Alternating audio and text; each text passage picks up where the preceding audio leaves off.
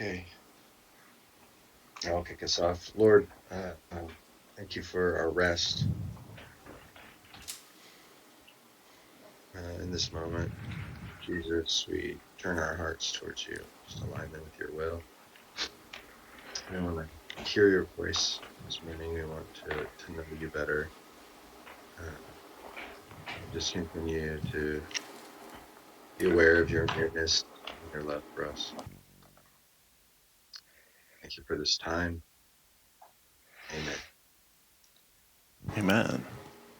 Amen. All right, I think we can take Pastor this 3 times if you guys would like to. Sure. Go ahead and start.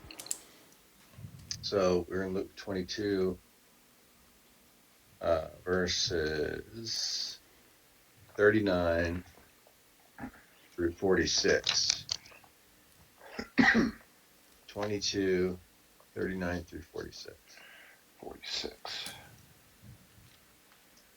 Then Jesus went out and made his way, as he customarily did, to the Mount of Olives, and the disciples followed him. When he came to the place, he said to them, "Pray that you will not fall into temptation." He went away from them about a stone's throw and knelt down and prayed, "Father, if you are willing, take this cup away from me, yet not my will, but yours be done." Then an angel from heaven appeared to him and strengthened him. And in his anguish he prayed more earnestly, and his sweat was like drops of blood falling to the ground. When he got up from prayer, he came to the disciples and found them sleeping, exhausted from grief. So he said to them, "Why are you sleeping? Get up and pray that you will not fall into temptation." Thank you, Lord.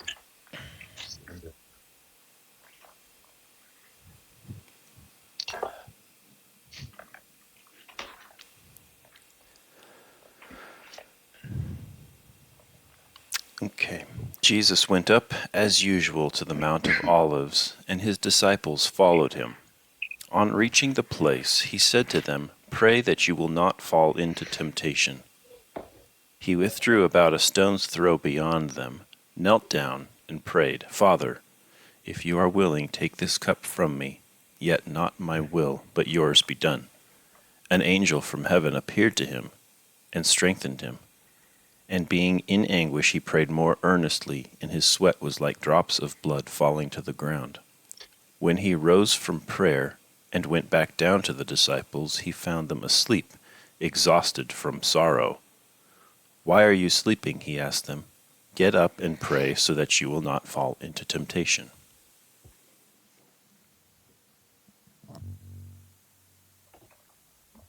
What's up, John? Hey.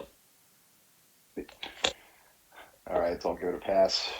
He came out and went, as was his custom, to the Mount of Olives, and the disciples followed him. When he reached the place, he said to them, "Pray that you may not come into the time of trial." Then he withdrew from them about a stone's throw, knelt down and prayed, "Father, if you are willing, remove this cup from me, yet not my will, but yours be done." Then an angel from heaven appeared to him and gave him strength. In his anguish, he prayed more earnestly, and his sweat became like great drops of blood falling down onto the ground. When he got up from prayer, he came to his disciples and found them sleeping because of grief. And he said to them, "Why are you sleeping? Get up and pray that you may not come into the time of trial."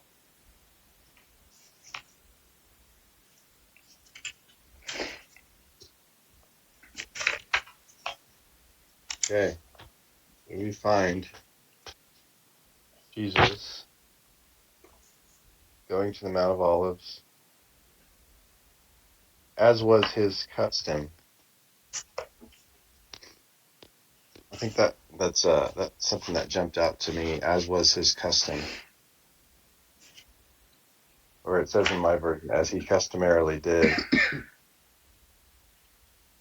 Do you guys know what Luke is talking about there when it says he made his way to the Mount of Olives as he customarily did? Yeah.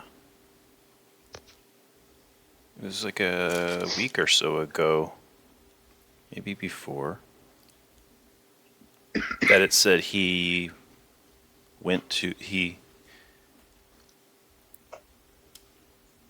I don't remember where it was, but I feel like we read, yeah, he customarily went up to the Mount of Olives to pray, just by himself. Oh, That interesting. was like a thing he did when he was in the area. Where do you see that? I don't remember. I'm looking for it. 21.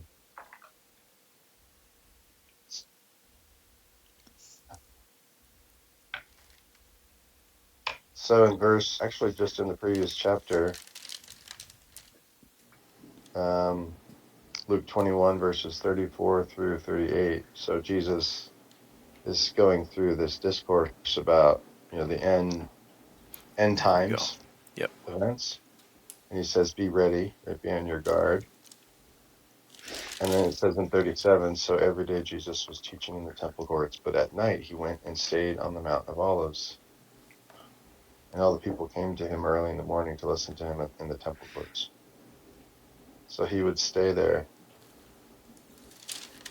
He would teach it during the day in the temple, and then at night he would stay at the Mount of Olives. Yep. That's it.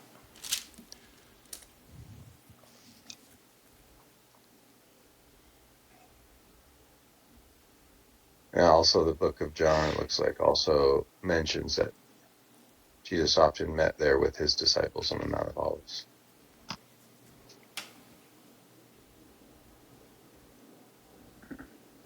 to pray and as a meeting place.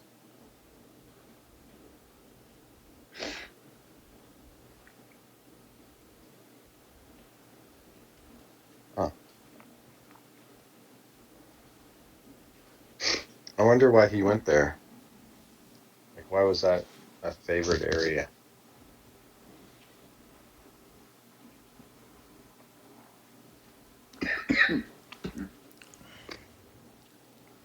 I don't know. I mean, other than it being prophetical, of like this Isn't is it where where he? this. Hmm? Yeah. Go ahead. It's just this is where everything's gonna go down when he returns. This is where he left from. Kind of his central spot almost.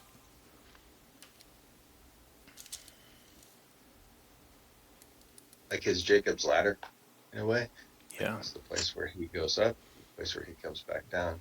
Also, it's the place where he prays to meet with the Father. And even in this situation where he's gone there to pray, probably in the most tortured and sad prayer of his life, Right. he's yet again on the Mount of Olives. So you're right. I think that's a really significant location for him, and really for all of us. It's interesting. I find it really interesting that it's not the Temple Mount. You know what I mean? Like he would go there and teach in the temple courts, but you would think like the main place would be the Holy of Holies, right? Yeah. Uh, and that's where he would ascend, to. That's where he would pray because presumably God is he was in the temple in the Holy of Holies, right? So it's interesting that he goes up to across the valley, Kidron Valley, and up to the other hill. That's where Jesus does his business with the Father.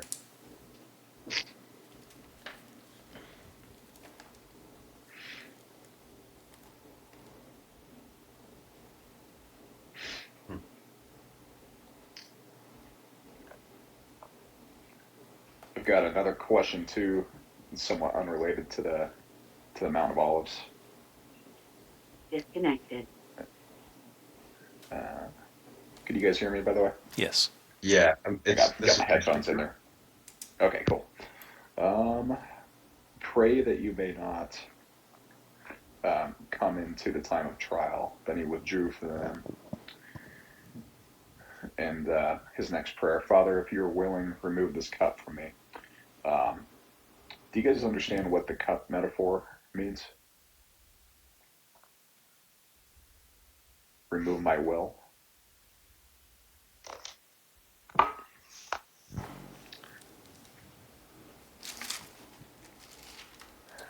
You guys might have different verbiage in your versions.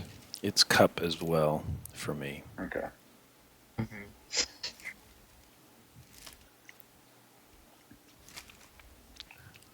Little stuff like that grabs my attention. I'm like, I need to know what that means. Yeah, Father, if you are willing. So, verse 42. Father, if you are willing, take this cup from me. Yet not my will, but yours be done. I think that the cup represented what was about to happen. Like, that he was going to be betrayed, arrested, tortured, and killed. And not only that, but he would take on the sins of the entire world, all people, all of humanity. Okay, so the cup, it's maybe a metaphor for his duty, his fate. Yeah, his suffering. His obligation that he doesn't. Pretty amazing that he, being fully God, but showing the part of him that's fully man here doesn't want to do it. Totally. Which all of us obviously understand. Mm-hmm. Definitely. Yeah, it's like the man part of him is engaging in this moment and recognizing the terrible, terrible suffering he's about to endure. And he's afraid, naturally. But then love overcomes, right? Because he says, but not my will, yours be done, Father. And Jesus says earlier, talking about love, and he says the greatest love is that a man would lay down his life for another.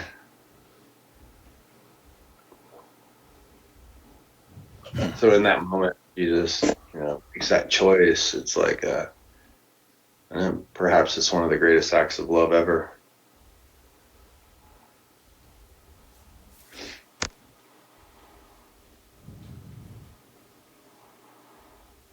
And he's asking other people. He's asking his disciples to pray for him too. Pray that, in verse 40, pray that he may not come into this time of trial.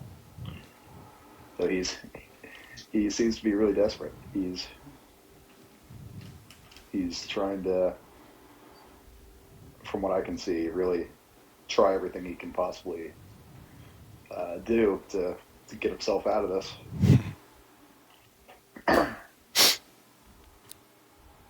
You feel for him. It's really somber. Yeah. It's the first time I've read this. I noticed in verse 45 that they were exhausted from grief. I hadn't noticed that before. I just felt like when I had read this account before, it was like, oh, they're just tired because it was late. They had a busy day.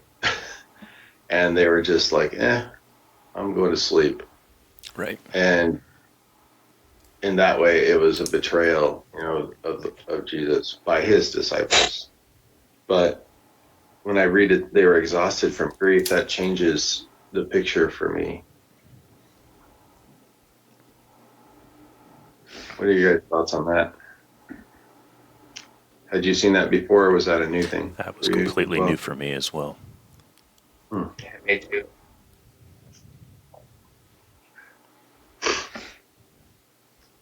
And then I was like, well, why would they have been sad? And if we back up a little bit, Jesus talks about, um, we read just right before this that Jesus told them, he's like, I'm going to be betrayed. I'm going to die.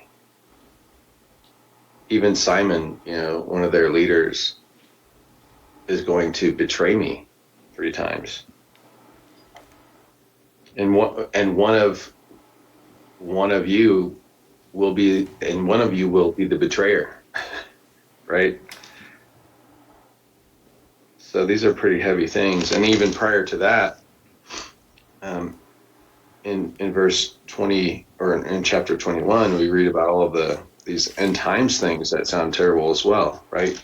The persecution that's coming to the disciples, the destruction of Jerusalem,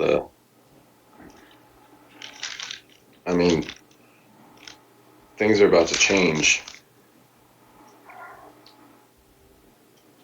And I guess I could see if it was, I would feel the same way. I was like, wow, all these things are happening. This is terrible.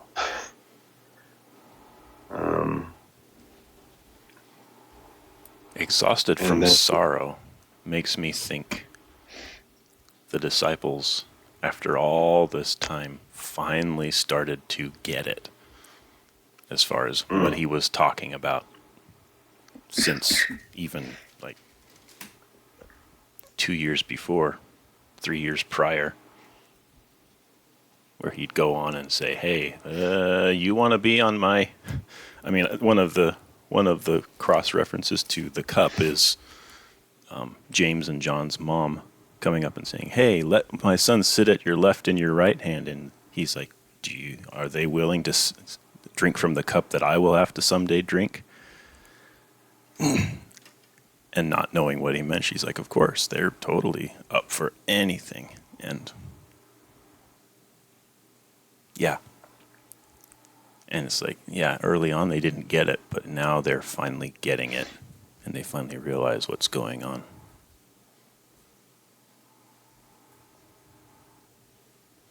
That's really good. I need to get one of those Bibles with cross references. I just get lost in those all day. it is pretty cool. It's like a tapestry of, like, you can just kind of keep weaving through the Bible. Yeah, someone said it was the most hyperlinked, if that's the right word, text. Nice. Oh yeah. Speaking of hyperlinks, I just looked up kind of the metaphorical use of cup in the Bible, and in the Old Testament, that's where cup is used, and it says it often symbolized God's wrath or His judgment. In Psalm 75:8, it says, "For in the hand of the Lord there is a cup with foaming wine, well mixed, and He pours out from it. And all the wicked of the earth shall drain it down to the dregs."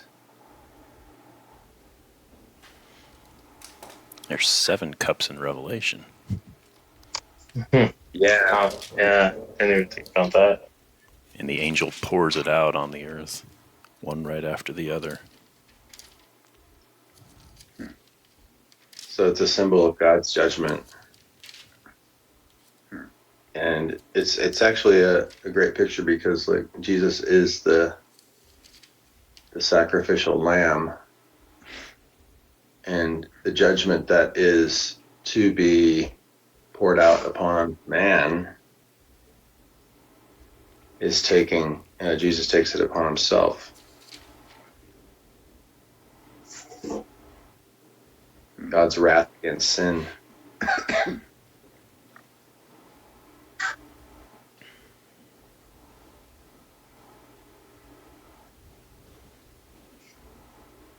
So much so that the Father had to turn away from his own Son when the sins of the world were upon him. Uh,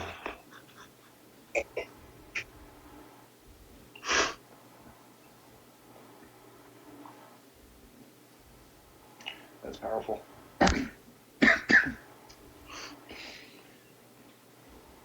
I like that that cross reference that Daniel, I think, Mm-hmm. just made, or maybe it was someone else.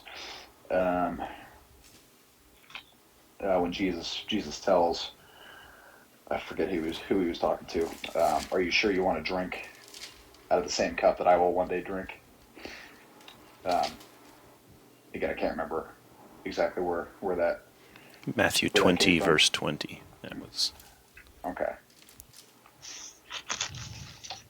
so he's asking his disciples to, although he's going to take the world's sins onto himself, is he asking you to do the same thing? It's another metaphor for to take up your cross and bear it and follow me. Maybe something similar to that.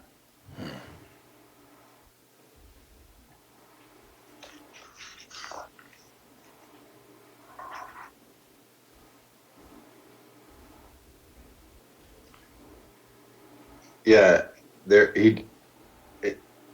there are multiple places where the Lord talks about the importance of serving and suffering.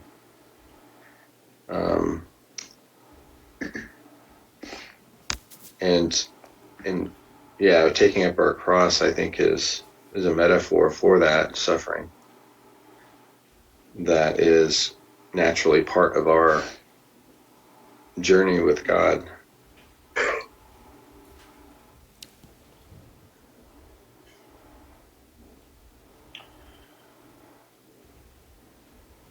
So I don't yeah, know. go Go ahead, ahead. Sean. This might be unrelated though.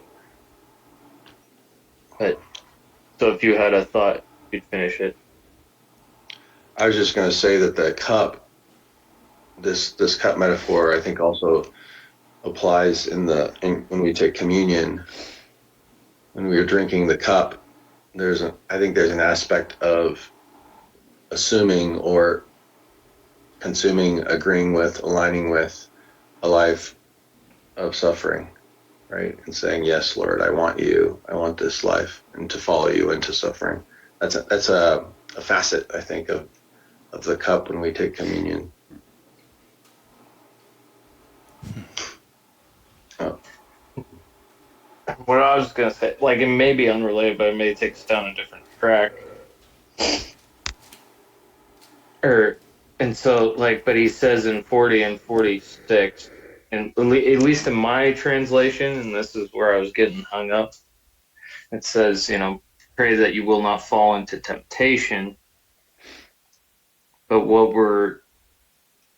that your guys' translation said something like, pray that you won't come into this trial or something like that. Yeah, pray that you may not come into the time of trial. That's what mine says. Could you read yours again, Sean? It says, so like in 46, he says, get up and pray so that you will not fall into temptation. And it's the same in verse 40. So like I got caught up on that temptation thing, but I heard your guys' translation. And so, what do you think he means by falling into temptation? It's like, I don't know. And that goes back to what Damien was talking about, like accepting that trial, accepting, you know, suffering.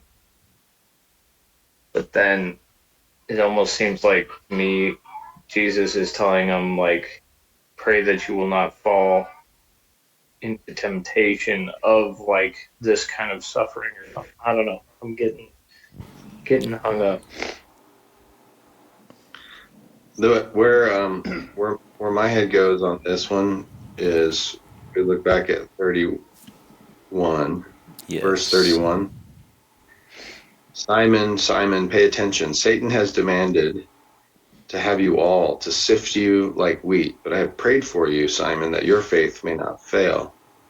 And when you have turned back, strengthen your brothers. I think that's the temptation that Jesus is talking about, right? The sifting that Satan is allowed to do, right, on the disciples. And I think the temptation is the temptation for their faith to fail.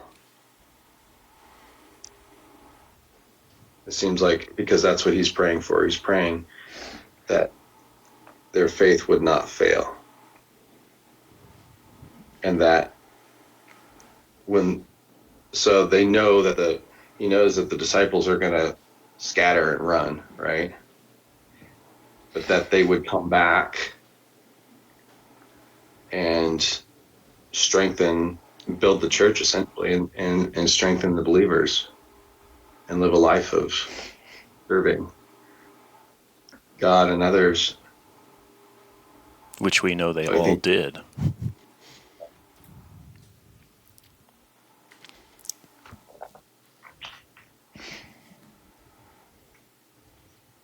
Yeah, I like Sean's translation better. I was actually telling him that last week because it's really easy to. I mean, obviously these two translations mean the same thing, but it's very easy to misinterpret time of trial because the first time we read it, before we started discussing it this morning, my head immediately went to, all right, time of trial. It means losing faith in God, just like Damien was saying. And then when we started talking about Jesus's prayer, take this cup from me, not mine, but yours be done. Then my head went to, oh, they're praying that Jesus doesn't have to go through the physical torment of the passion. And I think I was actually starting to lose the real meaning of that verse because it's I just don't like the translation. But I agree with you. I think that's what they're saying. It's keep your eye on the prize. Don't lose faith in God. Don't fall into a time of trial. Don't fall into temptation. That makes more sense. It's deeper.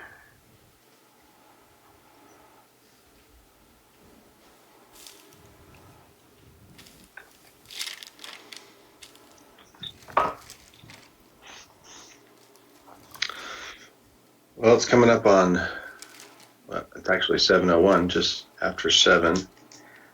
Any final thoughts before we wrap up this morning?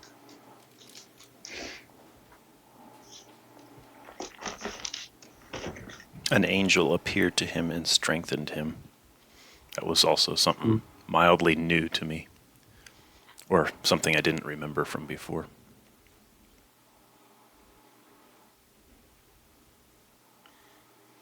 Where else do you remember an angel attending to Jesus Back or being during kind of present?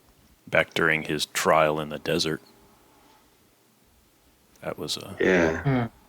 like, no, Satan, away from me, Satan. Love the Lord your God and worship him only. And Satan left him, and angels came and attended him. Yeah. So great trial, like times of great trials in his life. His birth, angels were present, announcing his arrival.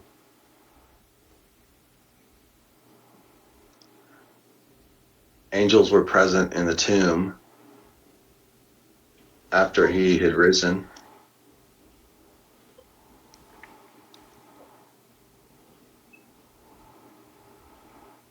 Trying to think, is there anything else?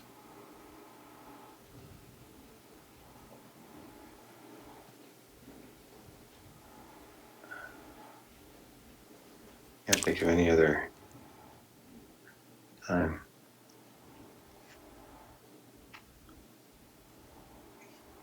Or can I? I do not know. I wonder what that looked like. Like, did this angel, then an angel from heaven appeared to him and strengthened him? So it appeared to Jesus. I wonder if anyone else saw it, or if it was just Jesus that saw it. But go To ahead. me, when it says appeared to him, because like just before it says like he was a stone's throw away from his disciples. Mm-hmm. So it's like only Jesus saw this angel is kind of what I'm getting. Only Jesus thought what? Only Jesus saw this angel, so it appeared to only him. I feel like if it just like appeared, because they said it said that his disciples were only stone's throw away. Where is that? He withdrew about a stone's throw beyond them, knelt down and prayed. Verse 41. Mm-hmm. So he wasn't that far away from the rest of the disciples. So Right. I think So it you only appeared to him. okay? So here's a question: if it only appeared to him, and Jesus was going to be arrested, and the disciples were asleep, and after that he wouldn't have been able to talk to them or share with them about this angel that he had seen. And how did the disciples know? Because Luke eventually Mm, wrote it down, right? How would the disciples know that the angel visited Jesus? that's true. Well, I guess they could have seen him, overheard him talking to the angel, maybe, and like, oh, Maybe, yeah. talking to somebody else other than the Father. Who's that? It must be an angel.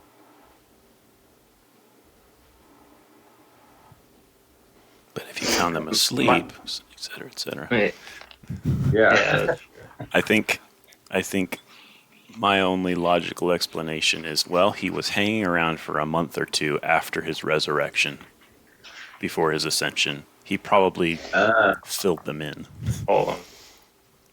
yeah. He could have shared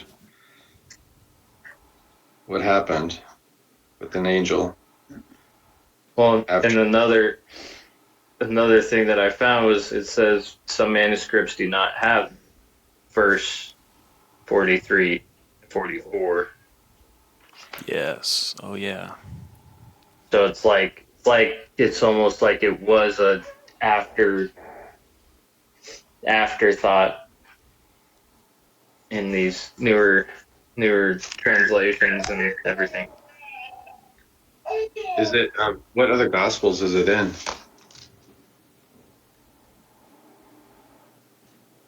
Let's see. The references to Matthew 4, 11, 6, 13,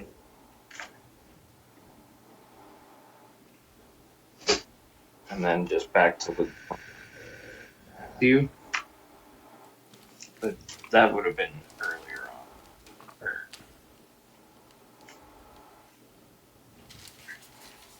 Here, I'm doing a quick search here. It says it's only mentioned in the Gospel of Luke. Yeah.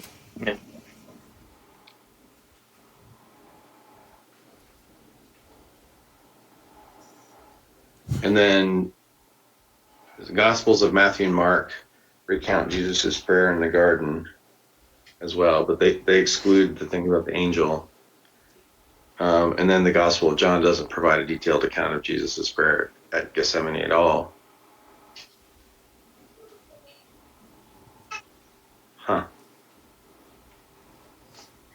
I It wonder if says, this was something that Luke was talking to Jesus about after his resurrection. Like, what really happened then?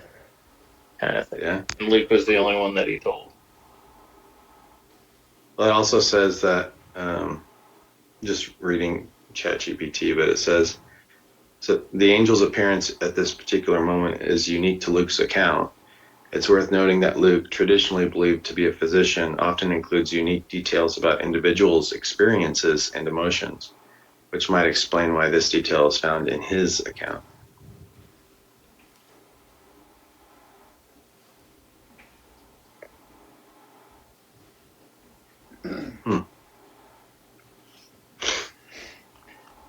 Something I thought was interesting too, just the history of the Gospels. I think, if I remember correctly, Mark is the oldest. Am I right about that? I'm pretty sure it's Mark. Yeah. And then the subsequent Gospels, there's a lot of verses that are word for word copied from Mark, as if to, you know, say, okay, this is good, I like this, but you forgot this detail, so they'll copy almost word for word some passages, and then add a little detail that they've been missing. Yep. I think Luke, they said, was the only. He could have been the only literate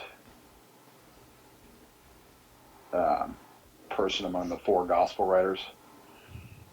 I could be wrong about that, but I'm just trying to remember. I watched a bunch of YouTube videos on this stuff, and I think that was a detail that may have been mentioned. It's just interesting.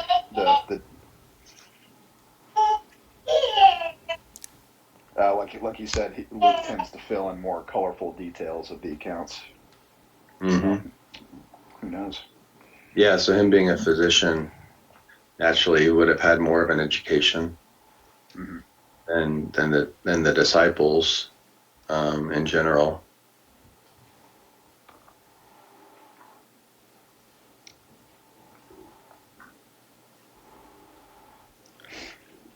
All right. Well, we should wrap up today. We'd like to close us out in prayer.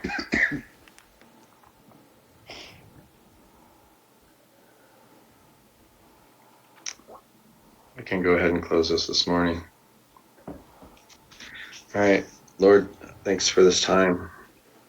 Thank you for just this picture of you on the Mountain of Olives, a place that was very special to you, Lord, and meeting with your Father